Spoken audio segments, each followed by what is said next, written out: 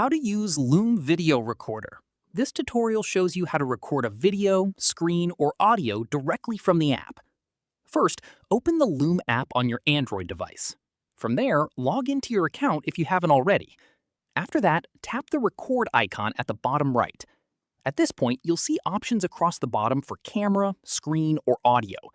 Following this, choose whichever one fits what you're trying to record.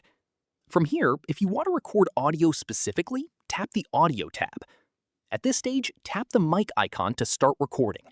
Following this, speak or capture whatever you need, then tap the same icon again to stop whenever you're done.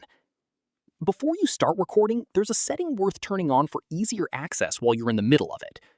From here, tap the gear icon at the top right. At this stage, turn on floating recording controls, which keeps a small control panel visible on your screen so you can pause or stop without needing to reopen the app. Following this, once you're finished recording, go back to the main screen. From here, tap the library icon to find every recording you've made saved there. That's how you use Loom Video Recorder. If this helped, drop a like, subscribe for more Android tutorials, and hit the bell so you don't miss the next one. Catch you then!